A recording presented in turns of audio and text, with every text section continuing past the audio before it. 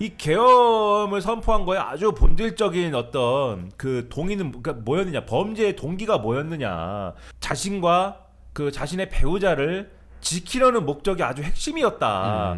그렇게 생각할 수밖에 없는 거예요. 그쵸. 그러니까 이미 명태균의 그 미륵폰과 미륵불의 미륵폰과 미륵불의 미륵컴, 예? 미륵불이 쓰다가 강혜경 씨한테 폐기해 이러고 넘긴 컴에서 나온 수많은 자료들, 그거 줄줄줄 그거에 대해서 검찰이 보고서를 이미 11월 초에 써놓은 거 아닙니까?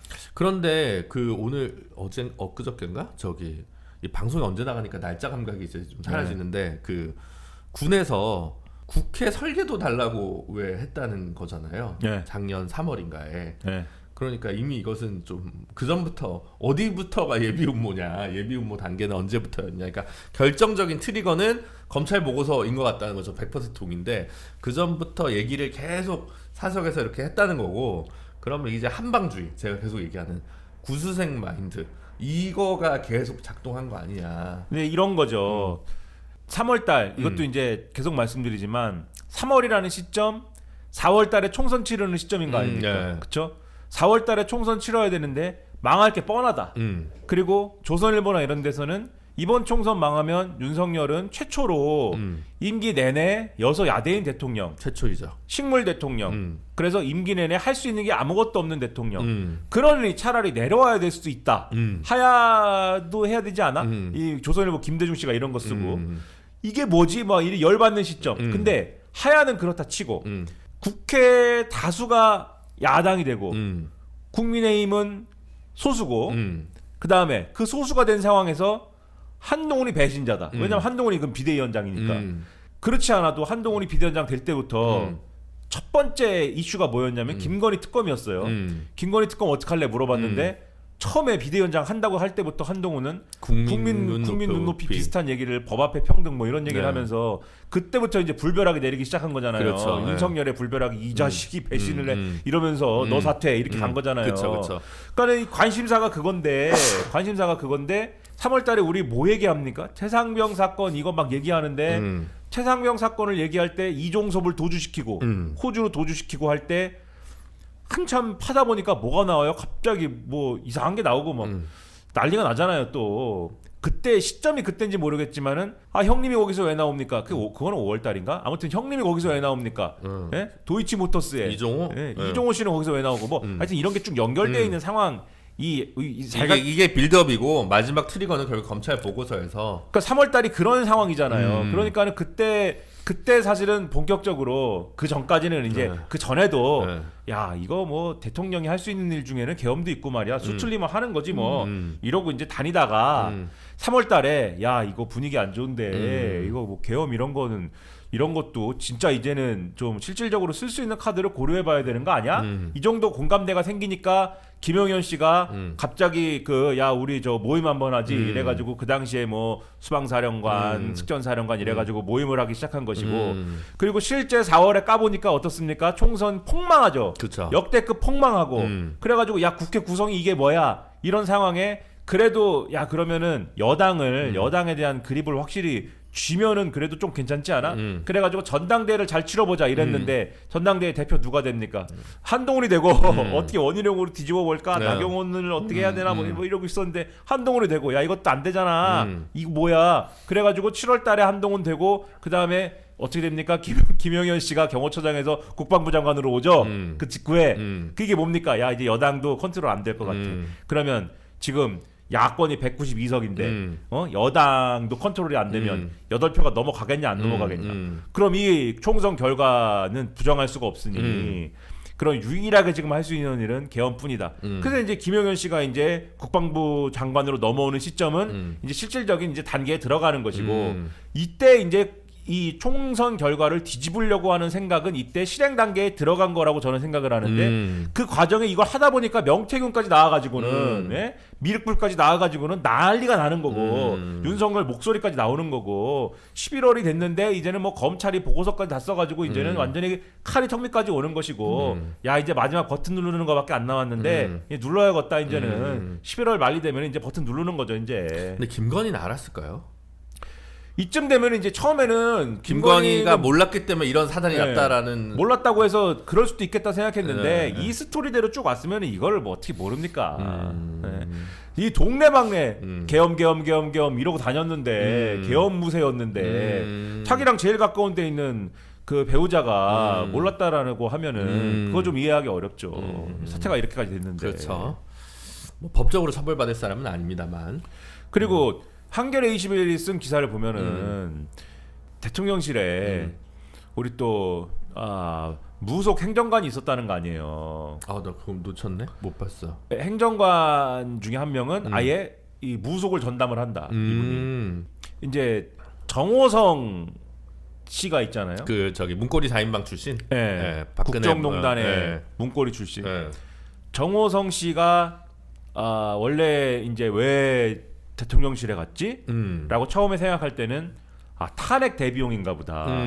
그래서 탄핵 수석인가? 위기관리 수석 아니냐 뭐 네. 이런 거죠 말하자면. 그랬는데 이분 산하에 있는 여러 행정관 중에 한 명이 아예 이 자기가 이분의 전문 분야가 그 마법인 것 같고 또 본인이 이제 마법 전문가인 것 같고 아예 행정관으로 또 있으면서 이분이 또 그런 마법과 관련된 일들을 컨트롤하고 관리했던 것 같다. 네.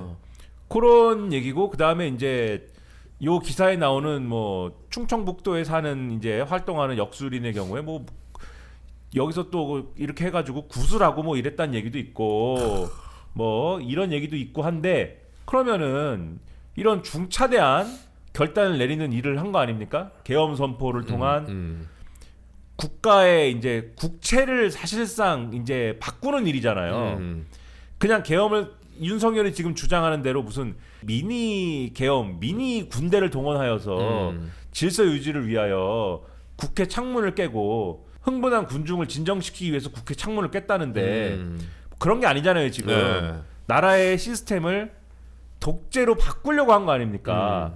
총선 결과를 이제 부정하고 나라의 시스템을 계엄으로 바꾸고 계엄하에서 처음에는 그러니까 상상력이 부족해.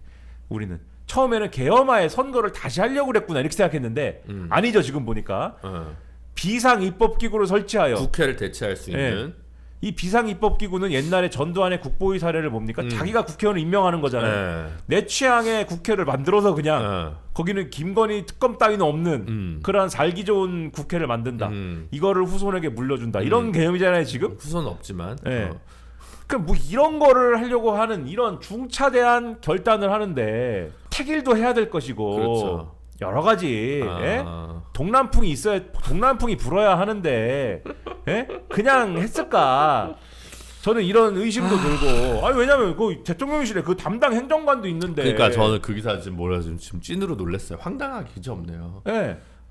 그럼 그 정도면 그러면 원래 이 마법 전문가이신 이제 그 배우자분께서는 과연 몰랐을까? 저는 이제 이런 의심이 있다 이겁니다. 과연 하나도 몰랐을까? 정말 지금 어처구니 없는 세계를 자리에 들어 누우셨다는데 지금 어처구니 없는 세계를 살고 있습니다. 뭐 네. 그래도 뭐 거기는 잘 있겠지 뭐. 당장에 한 2달, 석 달? 석 달 정도 더 있겠죠 한남동에서 파면될 때까지 그 정도 시간이 남아 있으니까. 그렇죠. 근데 내란죄와 관련된 수사에서는 뭐가 나올지는 이제 모르겠으나 다른 수사나 뭐 이런 게 좀 진행이 되면 이제 이분도 좀 뭐 책임질 일이 좀 나오지 않을까. 대표적으로 원래 공수처가 원래는 뭐 해야 됩니까? 사실 최상병 관련 수사를 하고 있어야 되는데 이거 윤석열 수사하느라고 또 이거 뭐 진도 안 나갈 텐데 아마. 참 이거 수사하면은 또 책임질 일이 있을 거 아니에요. 그렇겠네요. 아까 말씀드렸다시피 또 미륵폰에도 이거저거 있을 거고. 그쵸. 충성. 그렇죠. 미륵폰에 나온 걸 보면은 뭐 지난주에도 말씀드린 것 같은데 이 공천과 관련해서 지난 총선과 관련돼서는 연루가 안 돼 있을 수가 없는 거잖아요. 그런 것 같아요. 그리고 다른 인사 문제가 있겠죠. 그렇죠. 여러 가지 인사에서 관여했을 수 있는 참 이게 문제입니다. 그래서 지금 윤석열은 이제 체포가 됐기 때문에 윤석열 체포, 그다음에 뭐 구속 됩니까? 되죠. 100% 100% 구속 요건 1 혐의가 소명돼야 되고 2 도주 우려나 증거인멸 우려, 증거인멸 둘 중에 하나 있어야 되는데 혐의는 무조건 소명되고 그다음에 두 번째 도주 우려는 사실 없는데 네. 그러니까 우리는 사실 도주 우려 있지 않아? 이렇게 생각할 수 있으나 윤석열처럼 전 국민이 알고 그쵸. 움직이는데 품이 많이 드는 사람은 보통은 도주 우려가 없다고 보지 않습니까? 그렇죠? 우린 일상에서 볼 때는 차 타고 도망갈 거 아니야 이렇게 생각하지만 이분은 증거인멸 우려가 있는 거죠. 그렇죠. 그러나 셋째 증거인멸 우려가 있다. 직무가 정지됐으나 현직 대통령이고 혐의를 부인하고 있고 말을 짜맞추고 그리고 현직 대통령으로서의 이런 어쨌든 지위는 살아있는 것이기 때문에 그 지위를 활용해가지고 얼마나 많은 걸 하겠습니까? 그러니까 증거인멸의 우려가 있기 때문에 바로 집어넣을 수 있다. 구속이 된다. 그렇죠. 그다음에 구속되면은 당연히 이렇게 쭉쭉 갈 거니까 더 이상 걱정할 거는 없을 것 같은데 뭐가 뒤집힌다거나 이래가지고 다시 없죠. 나온다거나 이런 그리고 없습니다. 국회 탄핵 심판도 걱정 안 합니다. 안 하죠. 네. 탄핵 심판 지금 진행되는 거 보면은 거의 헌법재판소는 윤석열 측에서 무슨 얘기를 해도 조용히 해 시끄러. 아니, 말도 안 되는 얘기를 하니까 지금까지 한 얘기는 다 절차에 관한 무슨 딴지지. 아까도 말씀드렸잖아요. 왜 변론기를 왜 한 방에 잡습니까? 이런 거. 그럼 한 방에 잡지 그러면. 예? 헌법재판소에서 뭐라고 그랬습니까? 여기는 형사재판하는 데가 아니에요. 그랬잖아요. 그렇습니다. 예? 네. 한 방에 잡지 그러면은 뭐 어떻게 하냐 그러면. 그것도 이렇게 밀고 가는 걸 볼 때 절차가 상당히 빨리 진행될 것 같고. 예? 그리고 뭐 정 필요하면 다른 사람 탄핵 심판도 빨리빨리 할게 이렇게 얘기하는 거 아니에요. 그렇죠. 정단지 걸면 그 이진숙, 한덕수 뭐 다 하겠다는 거 아니에요. 그렇죠, 지금. 그렇죠. 그러니까 빨리빨리 가면은 제가 볼 때는 뭐 2말 3초에 끝날 수도 있다. 네? 제 생각이에요. 계속 얘기하지 않습니까? 계속 얘기하고 있죠. 네. 근데 이제 어쨌든 법에 따라서 첫날 네. 14일날 불출석을 했어요. 네. 그래서 그날은 변론이 4분 만에 끝났죠. 네. 그러니까 5회를 일단 잡았잖아. 네. 5회 끝낸다는 얘기는 아니거든. 그렇죠. 근데 기본으로 5번 해야겠구나라고 생각했는데 네. 한 번을 이제 불출석은 아니면 그 다음부터는 그냥 강행하면 됩니다. 지금 저희가 16일날 찍고 있는데 16일날 오늘 이제 변론이 길게 일어나겠죠. 원래 오늘도 네. 윤석열이 나 원래 갈라 그랬는데 어제 공수처 조사를 받아갖고 너무 피곤해서 나는 못 가겠어 이랬는데 헌재가 오늘은 그냥 불출석이야. 오늘 뭐 안 와가지고 또 한번 봐줘 그런 거 없어. 이렇게 이제 잘랐거든요. 네, 또. 그거는 뭐 헌재 법 규칙 법령에 따라 그냥 가는 거고 그렇게 치면 이제 원래 5번 잡은 거에서 한 번 더 잡아야겠죠. 최소. 네, 그 정도. 약간의 딜레이는 있을 수 있다. 계속 말씀드리지만 그리고 이제 저는 모르겠어요. 이제 그래도 헌재는 합리적인 곳이니까 그러니까 그런 생각을 저는 하는 건데 그 1월 전에도 말씀드렸지만 1월 22일에 권한쟁의 심판 헌재 최상목 권한대행 임명 안 하는 거 관련해 가지고 그것은 반드시 변론기일을 잡아야 되는 사건인 필요적 변론 사건이라서 변론기일이 그날 잡혔는데 그러니까 여기서 권한쟁의 심판이라는 거는 지금 말씀하신 최상목이 헌법재판관을 국회가 선출한 3명을 임명해야 되는데 2명. 말도 안 되는 이유로 2명만 임명해가지고 1명 임명 안 하고 있는 거에 대해서 네. 국회의장이 야 이거는 국회 권한인데 3명 선출한 거를 임명시켜주는 게 국회 권한인데 왜 대통령 권한대행이 국회 권한을 침해했느냐에 대해서 권한쟁의 심판을 지금 걸은 게 있는 거죠. 그렇죠. 그 침해를 저는 그럼 2월달에 판단하고 그렇게 해서 9명 체제를 완성한 다음에 선고를 하지 않겠느냐 그런 그림이 있지 않겠느냐 헌재에서라는 생각이 있는 거죠. 어쨌든 구인 완전체를 전제로 해서 선고를 한다. 네, 그렇게 생각을 그러면 하는 3월 달이다. 뭐 3하 정도로 3월 달 말로. 네. 뭐 그렇죠. 네. 뭐 4초일 수도 있는데 뭐 어쨌든 그거는 이제 두 개 다 뭐냐면 이제 한덕수 총리 거를 같이 하느냐. 저는 늘 말씀드리지만 한덕수는 8대0 9대0은 아닐 것 같다. 그러면 소수 의견 쓰는 사람이 일단 한덕수 얘기는 조금 제가 왜냐면 말을 끝내고 그래서 이렇게 쭉쭉 가면 그 다음 스테이지는 뭐냐 뭐 대선하고 이러겠지만 수사와 요 법의 영역에서는 그 다음은 우리 여사님 사건 다뤄야 된다. 그렇죠. 공수처가 지금 공수처 4부가 지금 그 열심히 이제 윤석열 수사하고 이제 윤석열 잡으러 갈 때도 공수처 검사가 앞에서 이 진두지휘하고 이랬잖아요. 공수처가 다 참 공수처 문제가 많은 조직이고 공수처가 사실 윤석열 정권에서 장악이 되고 이랬지만 그 양반 열심히 한 거거든요. 공수처 검사. 그 이름 차 뭔데 잊어버렸는데 지금 여러 사람 이름이 왔다 갔다 하니까.